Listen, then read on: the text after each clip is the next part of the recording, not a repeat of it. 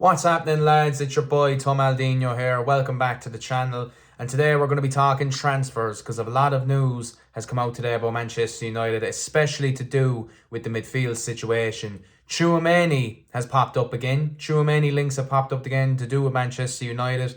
Elliot Anderson, Tonali. We're going to be talking strictly the midfield because that is the main priority this summer and it needs fucking filling. So yes, TCHOUAMENI has been linked with Manchester United. James Ducker reports that Manchester United are keeping close tabs with Real Madrid to do with TCHOUAMENI. So look, this is massive because I think TCHOUAMENI is an unbelievable footballer. He's probably the perfect number 6, shielding the back four well, I think defensively he's really good, pressing the ball well, tackling is very, very good. I think on the ball he's a very good progressor of the football, very technically sound. I think he's an athlete, very athletic, a big presence about him in the midfield area. Obviously very experienced, well established now, obviously playing with Real Madrid, has won a Champions League, has won a lot of major honours with Real Madrid.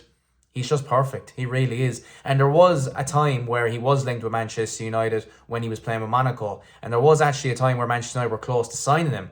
But then Real Madrid came into the fold and, we all know what happened there. And we all know what happens when Real Madrid come into town to sign players. They always end up at Real Madrid. So Manchester United were never going to sign TCHOUAMENI. And I think it was similar as well with Camavinga, because I know Manchester United wanted Camavinga at the time, but they weren't willing to pay £30 million for Camavinga. And then Real Madrid just snatched him up. So, yeah, look, you could say TCHOUAMENI's in his, going towards his prime right now.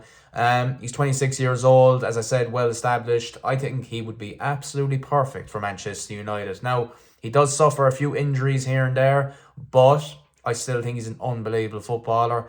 And if he can keep fit, he would be perfect for Manchester United this summer.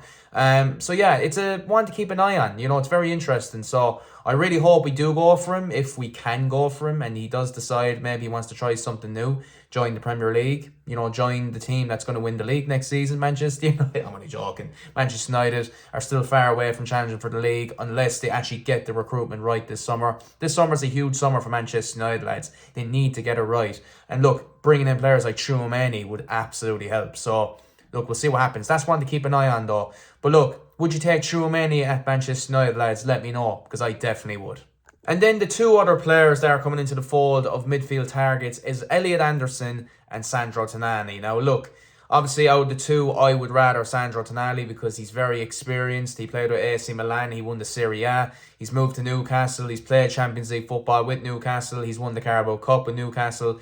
He has been an unbelievable footballer for Newcastle. I think he's a threat from set pieces. He's actually a set piece taker for Newcastle.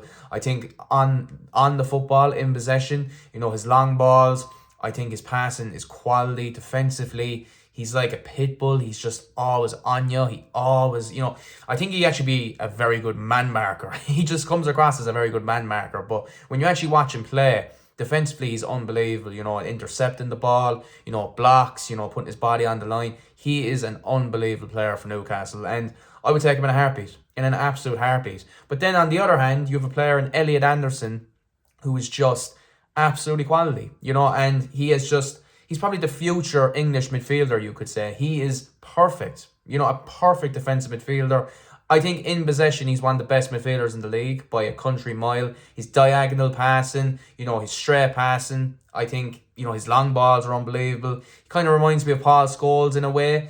I think he's unbelievable. I really do. And look, he's playing with Forest at the moment, who are battling relegation, but they're actually playing really, really well at the moment. And he's been a major reason why you could say they're going to stay up this season. He is perfect for Manchester United. I would take Elliot Anderson in the heartbeat. Not to say that, I wouldn't obviously take him because, if TCHOUAMENI comes into the fold, I would take TCHOUAMENI as my number one target. But Elliot Anderson, I would still take in a heartbeat if we didn't get TCHOUAMENI. It's not going to be like, if you don't get TCHOUAMENI, then that's it. No. Elliot Anderson would be unbelievable. Premier League experience, well established. He's still young. I know I say well established, but he does come across that way when you actually watch him play. So, yeah, I would take Elliot Anderson in a heartbeat. Sandro Tonali, I would take in a heartbeat. It's just going to be interesting to see what happens. As I said, I would take Tonali over Elliot Anderson just because, of the experience side of things. And obviously I think he's 26 as well, 26, 27. So yeah, as much experience as possible. But again, if you gave me one of the three as an option to take or go and sign this summer, I would take one of those three in a heartbeat, 100%. And I think they're going to be the three main targets this summer, because TCHOUAMENI has now come back into the fold, because there could be a bit of uncertainty there at Real Madrid to do with his future. So and that just came out an hour ago from James Ducker. So it's very interesting. It really is going to be a very interesting summer for Manchester United. So yeah, in terms of midfield targets, they're the top three for me now that I would have. I think they're three well-established midfielders now. So good on the football, all three of them. And I think defensively, obviously, I think in terms of an athlete and how athletic they are, I think TCHOUAMENI is that guy. I think he's the best out of the three in that way. But I think as an all-round midfielder, you could say Elliot Anderson is, up there as well. But I think for me, TCHOUAMENI, just because I'm obviously playing with Real Madrid and playing at the highest level in the European football in terms of Champions League, and obviously winning the competition with Real Madrid, I think he'd be absolutely unbelievable for Manchester United. I really do. So yes, that's the midfield targets for me this summer. And look, there is just one more thing I want to talk about. A lot of people talking about that they should keep Carrick. A lot of people are talking about that Ineos should keep Carrick this summer as the new Manchester United manager.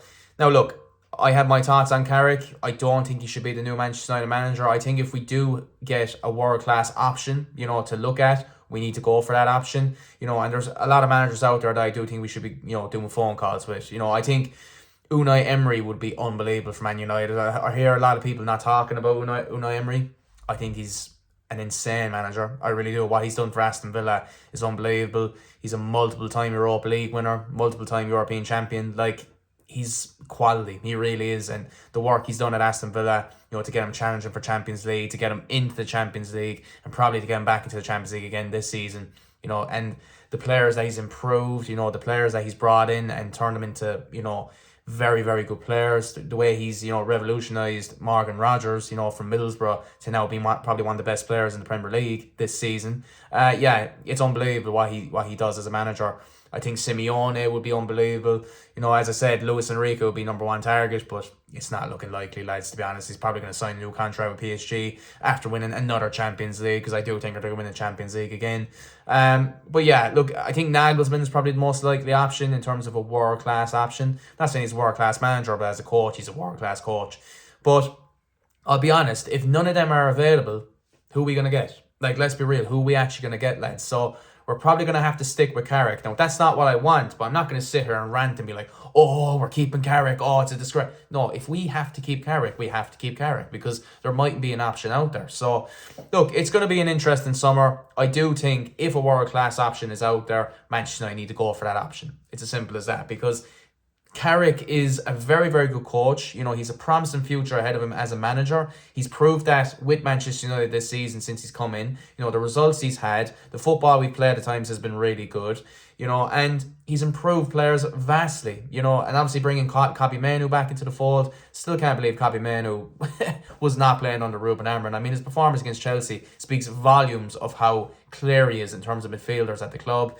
But yes, look, it's going to be an interesting summer, lads. It really is. And this is why I've always said this will be the biggest summer, in terms of Manchester United's recent history, probably since Fergie retired, because there's so much to do. There is so much to do. Managers, new managers, new players, players that need to leave. It's going to be a very interesting summer. It really will. So Ineos need to get it right. They really need to get it right, because if they don't, we're going to be back to square one. And we really don't want to be back to square one. So, look, my thoughts are, TCHOUAMENI, Anderson, Tonali, one of those three, and I'll be happy. Even two of them would be fucking unbelievable. Imagine TCHOUAMENI and, Tonali. It would be ridiculous. Or TCHOUAMENI and Anderson. Or even Anderson and Tonali. I don't mind. Just get two of them. Why not? Why not? It'd be unreal. And if there's a world-class option out there, obviously we need to go for that option in terms of a manager. But if we can't, then we're going to have to stick with Carrick. But I'm not going to sit here and rant about it. We just need to back him. If we do keep Carrick, have a plan in place, get the recruitment right, let's go and try and potentially, because we have the squad to do it. Well, maybe not the squad, but we have the starting 11 to do it. We just need to build a really, really good squad, and a big squad to maybe potentially go and challenge on all fronts next season. So, look, that's my thoughts, lads. Let me know your thoughts in the comment section below. This has been your boy Thumbaldinho here. Make sure to like and subscribe to the channel. There'll be more content coming very soon. And yes, let me know what you think and let me know what you want to see in the summer. Let's see what happens. Massive summer ahead. Ineos, you better fucking get it right.